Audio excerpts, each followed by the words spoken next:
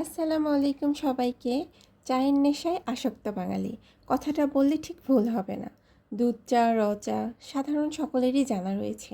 এগুলো ছাড়াও বিভিন্ন ফ্লেভারের চা পাওয়া যাচ্ছে বাজারের বিভিন্ন দোকানে। কিন্তু কখনো কি ভাবা যায় তুলসী পাতার ফ্লেভারযুক্ত তুলসী চায়ের কথা? এটি সাধারণ চায়ের তুলনায় একেবারেই আলাদা। এই চা চায়ের নেশা কাটানোর পাশাপাশি শরীরের জন্য ওষুধের মতো কাজ করে। চায়ের নাম তুলসী চা। চলুন জেনে নেওয়া যাক আমি কিভাবে তুলসী চা বানাই। প্রথমে একটি হাঁড়িতে পানি দিয়ে দিব ধুয়ে রাখা তুলসী পাতা, তারপর দিয়ে দিব থেতে করে রাখা আদা, এরপর দিয়ে দিব তেজপাতা, এলাচ, লবঙ্গ ও দারুচিনি। একটু বলক উঠে আসলে দিয়ে দেব 2 চামচ পরিমাণে চা পাতা। এরপর কিছুক্ষণ নেড়েচেড়ে জাল করে নেব।